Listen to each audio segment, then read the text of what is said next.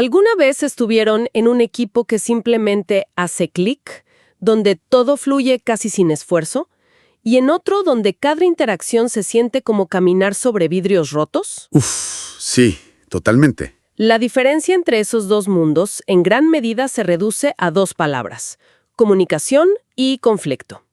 Bienvenidas y bienvenidos a una nueva sesión de análisis. Hola a todos. Hoy vamos a desglosar el código oculto que determina si un equipo prospera o, si implosiona. Y para descifrar ese código nos basamos en una fuente muy sólida, ¿eh? Es el material de la Cátedra de Comportamiento Organizacional de la Facultad de Ciencias Económicas de la Universidad Nacional de Cuyo. Exacto. Y no es solo teoría, es la mecánica interna de las relaciones humanas en el trabajo. Que le pase a un proyecto. Gracias por acompañarnos. Vamos a explorar punto por punto, sin dejar nada afuera, cómo dominar estas dos fuerzas. Dale. Empecemos por la base de todo, la comunicación. El texto nos da una definición que parece simple, pero es muy profunda. A ver. Transferencia y comprensión de un significado. La palabra clave ahí es comprensión. O sea, si la otra persona no entiende lo que quisiste decir, no hubo comunicación, hubo solo ruido. Es como si cada persona tuviera un filtro de Instagram único para la realidad, ¿no? El mensaje tiene que pasar por el tuyo y después por el mío. Claro. Es casi un milagro que algo llegue intacto. Pero más allá de solo entendernos, el documento dice que la comunicación en una empresa cumple 4 funciones muy específicas. No es solo para coordinar tareas. Para nada. La primera función es el control. La comunicación establece las reglas del juego. Desde un contrato que te dice cuáles son tus responsabilidades, hasta algo mucho más sutil. Por ejemplo, El ejemplo del texto es genial. Un grupo de trabajo que presiona informalmente a un compañero que produce demasiado para que baje el ritmo. ah, claro, Eso es control social a través de la comunicación. una especie de policía informal del rendimiento. Luego está la motivación. Aquí es donde la comunicación se vuelve combustible. Aclarar metas, dar feedback. Un simple vas por buen camino, enfócate en esto. Puede cambiar por completo el desempeño de alguien. Totalmente. La tercera es la expresión emocional. Es que somos seres emocionales, no somos robots.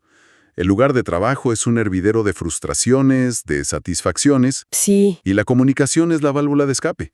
Si no hay un canal para expresar eso, la presión se acumula y, eventualmente explota. y la última, que parece la más obvia, es la información. Necesitamos datos para tomar decisiones. Sin comunicación, decidir es como lanzar un dardo con los ojos vendados. Tal cual. Pero el cómo viaja esa información es lo fascinante. No es una línea recta. Para nada. Es un circuito complejo. Tenés un emisor que tiene una idea, la codifica en palabras o gestos, creando un mensaje. Ok.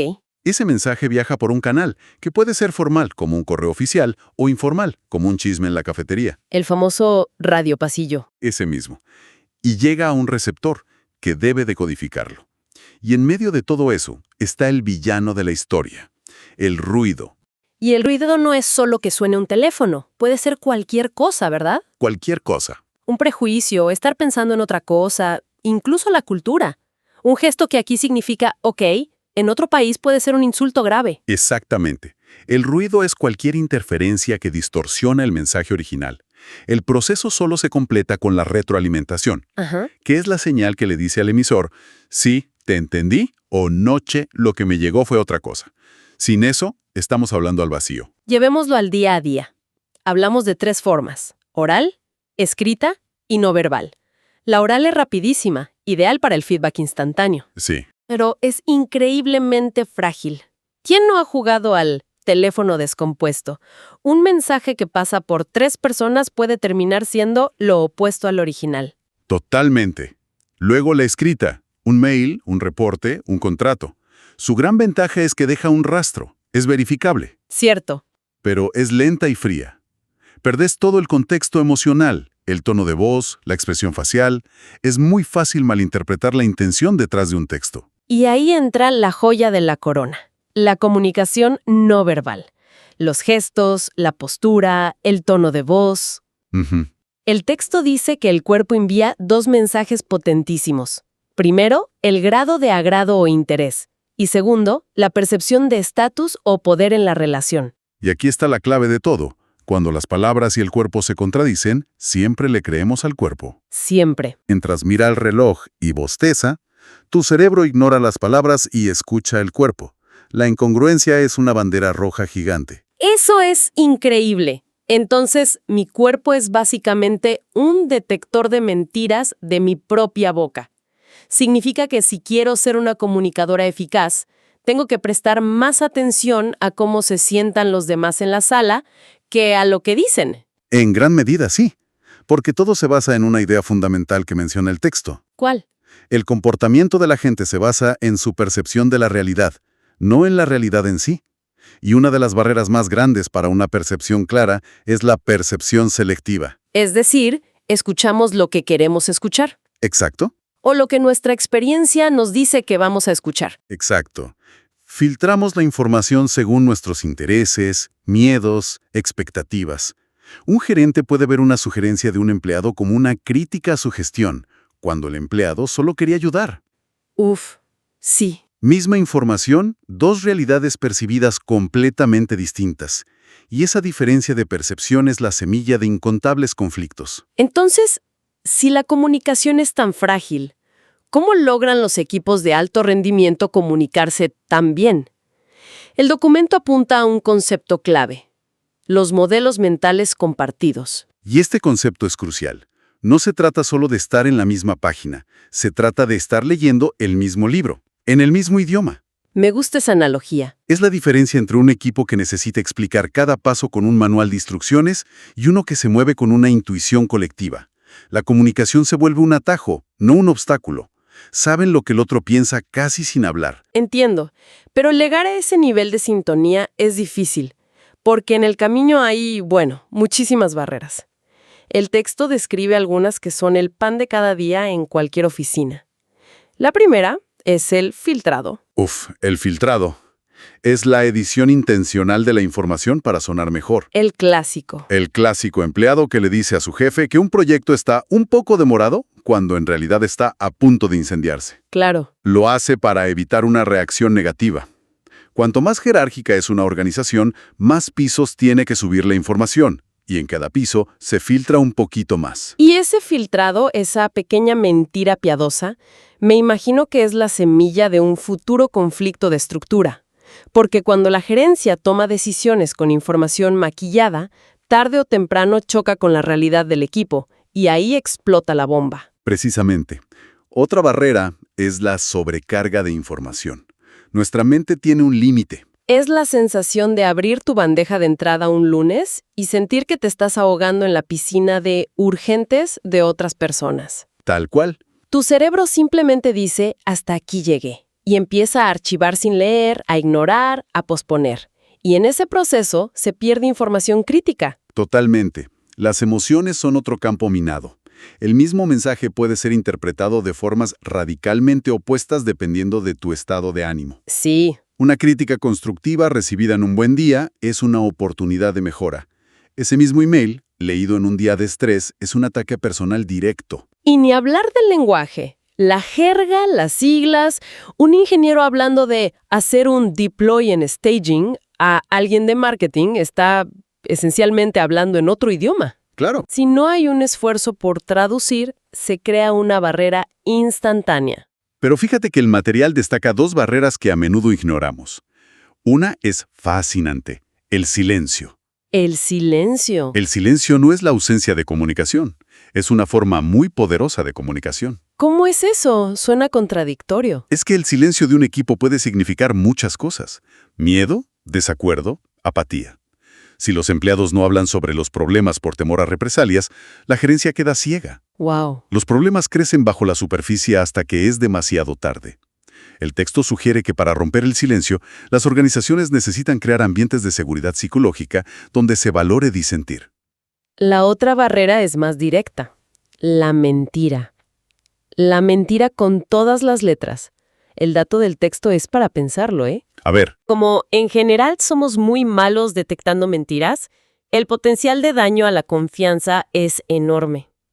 Escuchando todas estas formas en las que la comunicación puede fallar, filtrado, emociones, silencio, mentiras, me pregunto, ¿No es esto simplemente la definición de cómo empieza un conflicto? ¿No es cada malentendido una chispa potencial? Es la transición perfecta, porque el conflicto, según el texto, es un proceso que comienza cuando una parte percibe que otra la ha afectado negativamente. ¿Otra vez la palabra percepción? De nuevo, la palabra clave es percepción. No importa la intención, importa cómo lo recibí yo. Y las causas de esa percepción se agrupan en 3 grandes cajones. El primero, como acabas de decir, es la propia comunicación. Malentendidos, ruido. Falta de claridad. El texto añade un matiz interesante. Tanto la falta como el exceso de comunicación pueden ser problemáticos. Demasiadas reuniones, demasiados correos. Eso también genera fricción. El segundo cajón es la estructura de la organización. Aquí hablamos de cuando los objetivos de 2 departamentos chocan. Marketing necesita gastar para una campaña y finanzas necesita recortar el presupuesto. El conflicto está servido. Claro. O cuando no está claro de quién es la responsabilidad de una tarea. Y el tercero son las variables personales. Simplemente hay personalidades que chocan. Diferencias en valores, en estilos de trabajo. A veces la química simplemente no existe. Y eso es una fuente constante de tensión. Esto me lleva a una pregunta que creo que todas nos hacemos. ¿El conflicto es siempre malo? La respuesta instintiva es que sí. Históricamente, esa era la visión. La perspectiva tradicional veía el conflicto como una enfermedad que debía ser erradicada. Ajá. El arquetipo era el jefe de los años 50 que, ante cualquier desacuerdo, daba un golpe en la mesa e imponía su decisión para restaurar la armonía, aunque en realidad solo estaba ocultando el problema. Pero luego las cosas cambiaron. Radicalmente. Llegó la perspectiva interaccionista, que fue una bomba. Sostenía que un nivel mínimo de conflicto no solo es bueno, sino que es necesario. Necesario. Necesario. Un equipo sin ningún tipo de conflicto es un equipo apático, estancado, que no innova. Esta visión distingue entre conflicto funcional, el que nos hace mejores, y disfuncional, el que nos destruya. Un momento, eso suena contraintuitivo y hasta peligroso. ¿De verdad el consejo es crear problemas a propósito? ¿Cómo puede una líder hacer eso sin que el equipo se vuelva un caos tóxico? Es una línea muy fina. No se trata de crear problemas personales, sino de fomentar el debate de ideas. Ah, ok. El ejemplo del texto es un líder de equipo de software que, en lugar de aceptar la primera solución, fomenta que sus ingenieros se desafíen entre ellos. Sabe que de esa fricción intelectual saldrá un código mucho más sólido. El objetivo es el debate, no la pelea. Entiendo. Es una tensión creativa. ¿Y cuál es la visión actual? La visión más moderna es la enfocada en la resolución o en la gestión. Es más pragmática. Reconoce que fomentar el conflicto activamente es arriesgado porque lo que empieza como un debate sano sobre una tarea... Se puede convertir muy fácilmente en un ataque personal. Exactamente. Claro. Y ese es el gran peligro. Diferenciar los tipos de conflicto es clave. El texto habla de una tríada fundamental para las organizaciones. Exacto. Primero, el conflicto de tarea. Es sobre el contenido y las metas del trabajo. ¿Cuál es la mejor estrategia? Este es el que tiene potencial de ser funcional y positivo. Ok. Segundo, el conflicto de proceso. Es sobre cómo se hace el trabajo, quién hace qué, cuál es el plazo. Y tercero, el conflicto de relación. Es sobre personas. Uf. Choques de personalidad, antipatías. Este es casi siempre disfuncional. Entonces, el gran desafío de un líder hoy no es ni evitar ni crear conflicto, sino ser una especie de directora de orquesta. Me gusta. Mantener la discusión en el nivel de tarea o proceso y evitar a toda costa que se deslice hacia lo personal. Porque una vez que se vuelve personal, se acabó la colaboración. Has dado en el clavo. Y para gestionar ese proceso, es útil entender su anatomía. El texto lo divide en 5 etapas, que son como los actos de una obra de teatro. Es como la anatomía de una pelea de oficina. Primero tenés la pólvora seca, que es la etapa de oposición potencial. Las condiciones están dadas. Mala comunicación, objetivos opuestos. Aún no pasa nada, pero el ambiente está cargado. Luego la segunda etapa, cognición y personalización. Alguien se da cuenta y se lo toma a pecho. Aquí es cuando el conflicto percibido, o sea, noto que hay un problema, se convierte en conflicto advertido. Que sería, esto me afecta. Me siento frustrada, enojada. Justo eso. De ahí pasamos a las intenciones. Ya sintiendo el conflicto, decidimos qué hacer. Voy a competir y tratar de ganar a toda costa, voy a colaborar para buscar una solución conjunta. O voy a evitarlo y hacer como que no pasa nada. La cuarta etapa es el comportamiento. Es cuando el conflicto se hace visible. Son los correos pasivo-agresivos, las discusiones acaloradas, las puertas que se cierran de golpe. Es la parte que todos ven. Y finalmente, los resultados. O son funcionales. Se tomó una mejor decisión, el equipo se fortaleció. O son disfuncionales. Se rompió la confianza, la comunicación empeoró y el equipo ya no quiere trabajar junto. Exacto. El objetivo de una buena gestión es guiar el proceso para que aterrice en un resultado funcional. Y para eso existen técnicas concretas de administración de conflictos. A ver, A veces, la solución es sentarse a hablar del problema abiertamente. Otras veces, es crear una meta supraordenada. ¿qué es eso exactamente? Es un objetivo tan grande e importante que obliga a las partes en conflicto a dejar de lado sus diferencias para poder alcanzarlo. Ah, entiendo. Imagina dos gerentes que compiten por recursos, pero de repente aparece un competidor gigante que amenaza a toda la empresa. Su conflicto se vuelve pequeño en comparación con la necesidad de unirse para sobrevivir. Entiendo, es encontrar un enemigo común. Pero, ¿y si pasa lo contrario? Si un equipo es demasiado armonioso, si nadie se atreve a llevar la contraria. El texto también habla de técnicas para estimular el conflicto. Suena jugar con fuego, pero a veces es necesario para evitar el pensamiento de grupo. Claro. Una técnica es introducir a alguien de afuera en el equipo, alguien que no esté contaminado por la forma en que siempre hemos hecho las cosas. Y otra, un clásico, es designar a un abogado del diablo. Esa me encanta. Nombrar oficialmente a una persona en una reunión cuyo único trabajo es criticar la idea principal, buscarle los puntos débiles. Claro, Obliga a todos a defender su postura con argumentos sólidos, no con simple consenso. Fortalece la decisión final. al final no hay una receta única. Es un arte. Hay que saber cuándo competir si necesitas una decisión rápida en una crisis, cuándo colaborar para buscar una solución donde todos ganen. ¿Cuándo evitar la discusión si el tema es trivial?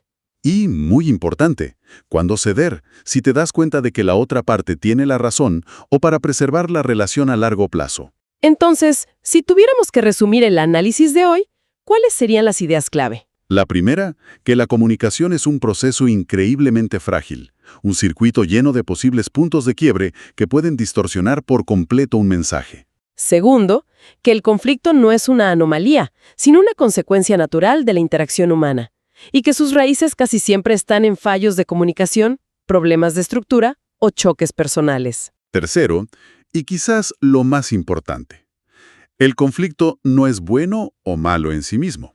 Su valor depende del tipo, si es sobre la tarea o sobre la persona, y sobre todo de cómo lo gestionemos. Por lo tanto, el enfoque moderno no es ni eliminarlo ni fomentarlo a ciegas.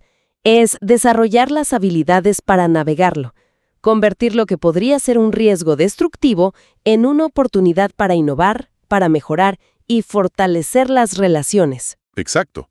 Se trata de tener una caja de herramientas y saber cuál usar en cada momento para guiar el conflicto hacia un resultado productivo. Un análisis fascinante. Gracias a todas y todos por acompañarnos en esta exploración a fondo.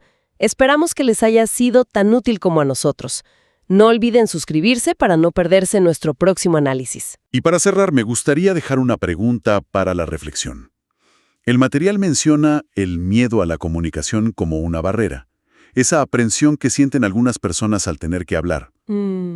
La pregunta es, en un mundo laboral que parece premiar cada vez más la extroversión y la comunicación constante, ¿cómo pueden las organizaciones crear espacios seguros para que las personas más introvertidas o con esa aprensión puedan contribuir con todo su potencial? Buena pregunta. ¿Y qué ideas, qué críticas o soluciones innovadoras nos estamos perdiendo porque esas voces, a menudo muy reflexivas, permanecen en silencio? Una reflexión final excelente para seguir pensando. Hasta la próxima.